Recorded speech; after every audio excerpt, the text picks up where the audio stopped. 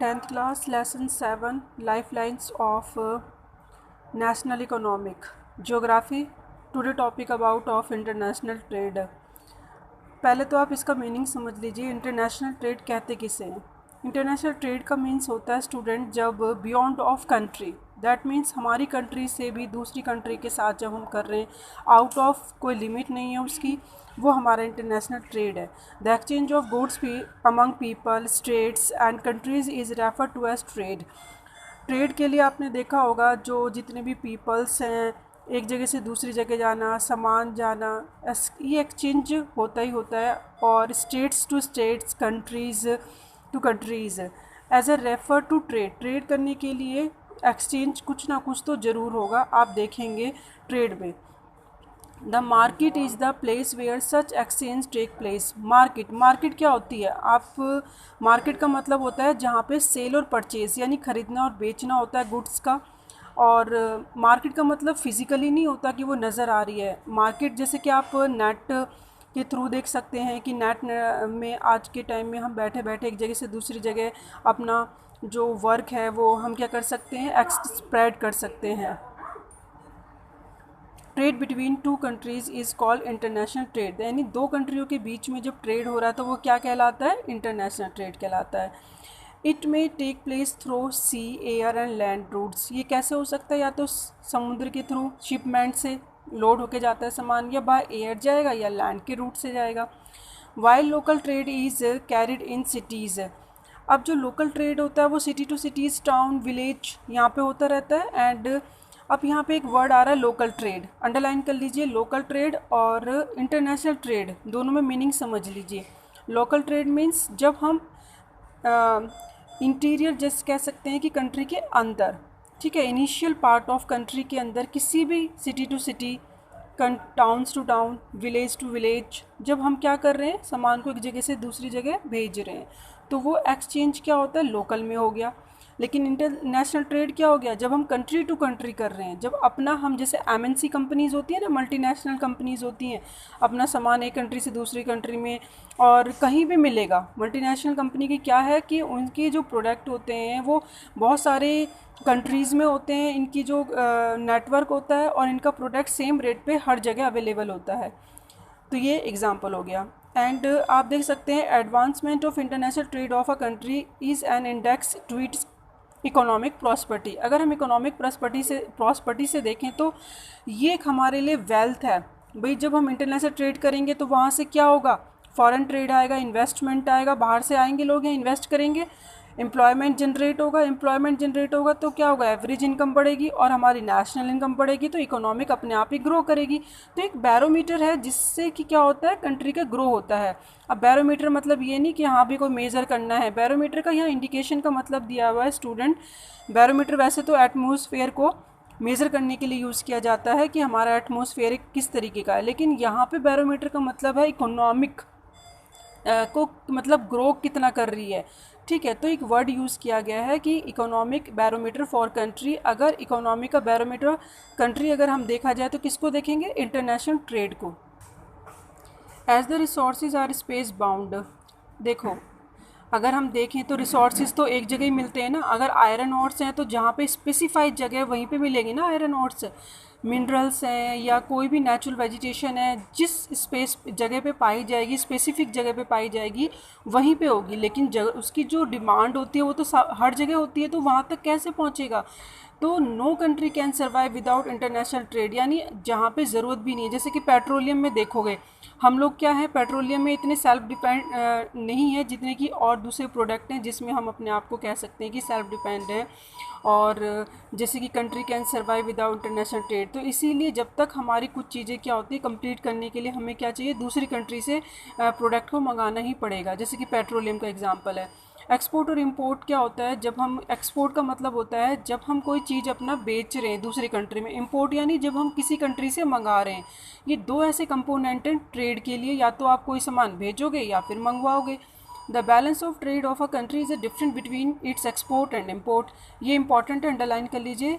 Balance of trade क्या होता है? बैलेंस ऑफ ट्रेड का मतलब होता है कि जब एक्सपोर्ट और इम्पोर्ट, जैसे कि हम क्या कर रहे हैं, बाहर से हमने मंगाया 100, हमें प्रॉफिट हुआ, और हमने यहाँ से भेजा 80 का, तो एक बैलेंस चल रहा है। ठीक है भाई, हाँ जो अप डाउन्स हो रहे हैं कंट्री में, एक्सपोर्ट भी हो रहा है इम्पोर्ट भी हो रहा है, तो वो बैलेंस में हो गया। When value of export exceed the value of imports, लेकिन अगर एक्सपोर्ट इंक्रीज़ हो जाता है इम्पोर्ट से, तो वो हमारा फेवरेबल बैलेंस है, यानी फ़ायदा हुआ ना भाई, एक्सपोर्ट ज़्यादा हो रहा है, सेल ज़्यादा हो रही है।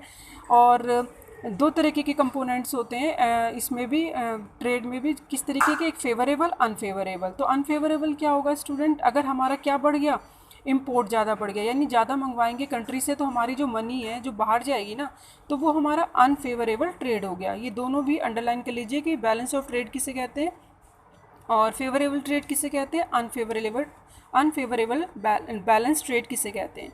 India has trade relations with all the major trading blocs and all geographical regions of the world.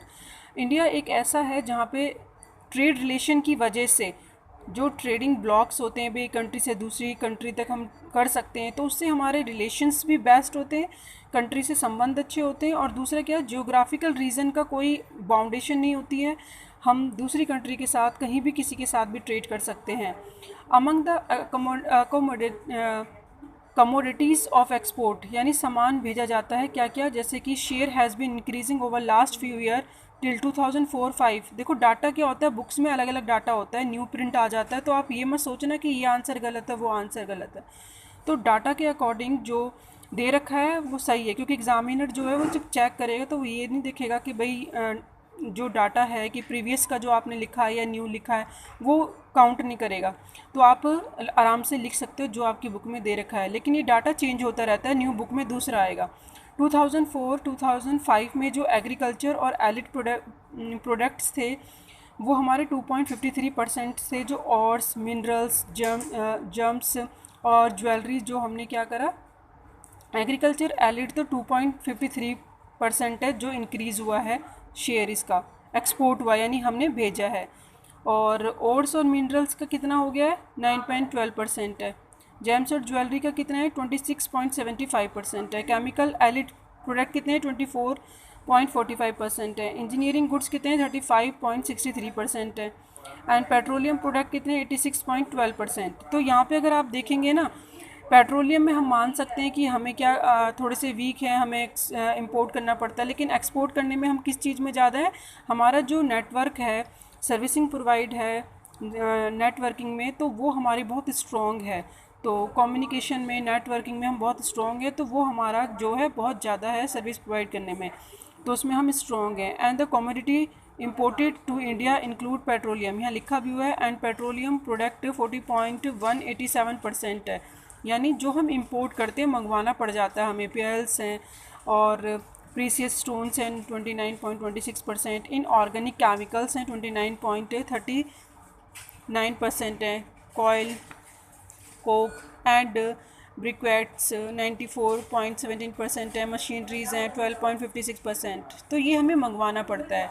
Bulk imports as a group registered a growth accounting for 39.09% of total import, यानी जितना भी import करते हैं उसमें 39% जो हमारा जो growth हुई है पहले से इम्पोर्ट में, इस ग्रुप में बल्क इम्पोर्ट में ज़्यादा हुई है। And this group include fertiliser है, इसमें सीरियल्स हैं, एडिएबल ऑयल्स है जो कि इतना % दिया हुआ है, एंड न्यूज़ प्रिंट जो हमारा 5.51% है। International trade has undergone a sea change in the last 15 year.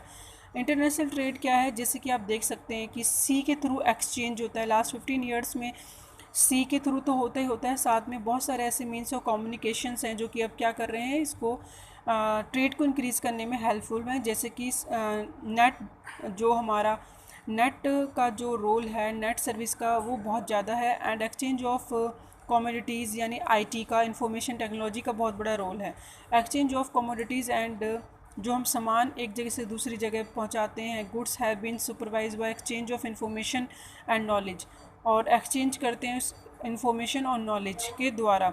That means क्या है, एक्सचेंज सामान तो होता है, साथ में इंफॉर्मेशन भी एक जगह से दूसरी जगह होती है। जैसे सॉफ्टवेयर को इंडिया को क्या कहा जाता है, सॉफ्टवेयर जायंट कहा जाता है, यानी इंटरनेशनल लेवल पे हमारा सॉफ्टवेयर बहुत बहुत ज़्यादा स्ट्रॉन्ग है। और अर्निंग लार्ज होती है, फॉरेन एक्सचेंज जो यहाँ पे होती है सबसे ज़्यादा सॉफ्टवेयर से ही होती है। एक्सपोर्ट ऑफ इंफॉर्मेशन टेक्नोलॉजी को हम क्या करते हैं, एक्सपोर्ट करते हैं, बेचते हैं, तो उसके थ्रू हमें सबसे ज़्यादा फ़ायदा इंफॉर्मेशन टेक्नोलॉजी में है।